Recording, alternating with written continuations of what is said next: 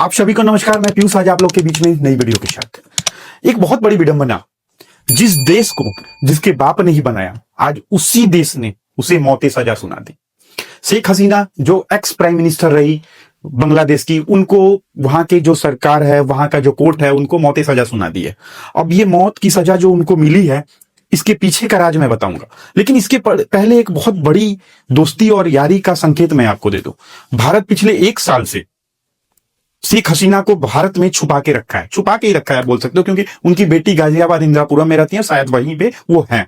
और प्रत्यार्पण की बात हो रही है कि भारत क्या प्रत्यार्पण करेगा, भारत क्या उनको सौंपेगा, बांग्लादेश को, शेख हसीना को बांग्लादेश को देगा।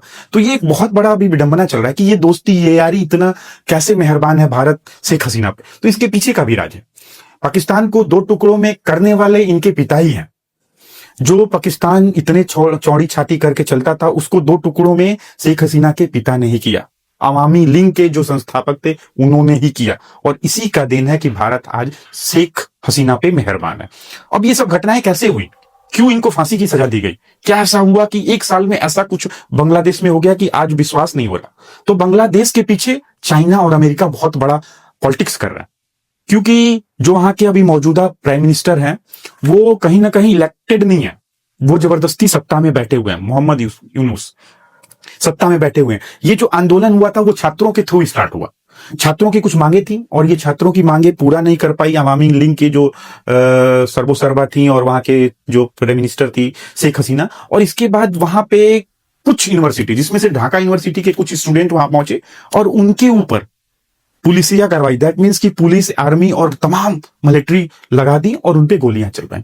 और उस ड्यूरेशन में लगभग 1 साल की पहले की घटना है, 15 जुलाई से 15 अगस्त के बीच की घटना है 2024 की, जिसमें 1400 लोग मरे। कुछ स्टूडेंट मरे, कुछ नॉर्मल नागरिक मरे, कुछ बच्चे मरे, बच्चियां मरे, और तमाम लोग मरे। और इसी बीच 5 अगस्त को ऐसी हाल हुई कि शेख हसीना को बांग्लादेश छोड़ना पड़ा। और छोड़ना ही नहीं पड़ा, उनके जो आवास थे, जितने भी उनके आवास थे 2-3 जगह, और जो मुख्य आवास था वहां पे पब्लिक आक्रमण कर दी और चोरी से उनको भागना पड़ा, और भाग के फिर वो भारत आए। और अब ये नौबत आ गई कि वहां का जो कोर्ट है, इंटरनेशनल क्राइम ट्रिब्यूनल जिसको बोल रहे हैं, लेकिन ये इंटरनेशनल है नहीं।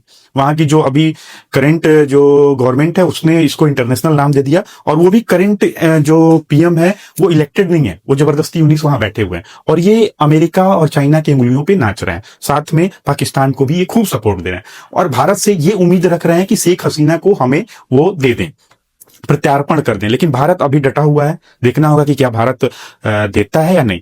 तो ये एक बहुत बड़ा विडंबना है। इसके साथ 2 लोगों को और वहां पे फांसी की सजा मिली है, जो पूर्व गृह मंत्री थे उनको मिली है, पूर्व पुलिस महासचिव थे उनको मिली है। तो 2 लोग वो और एक इनको, 3 लोग को पूरे वहां पे सजाए मौत सुनाई गई है। अब ये देखना होगा कि रियल में ऐसी घटना होती है कि ये पॉलिटिक्स बन के रह जाती है। अगले बार चुनाव है, इलेक्शन है, क्या वहां पे अवामी लीग इलेक्शन लड़ती है? क्योंकि जब ये फैसला सुनाया जा रहा था उस टाइम अवामी लीग अपनी प्रेजेंस दिखाई, पूरे ढाका में लॉकडाउन लगाए, वहां पे हंगामे हुए, अभी भी 50 लोग घायल हुए। तो कहीं ना कहीं अवामी लीग जो इनकी पार्टी है शेख हसीना की, वो एक्टिव है, तो इनका प्रेजेंस वहां पे है।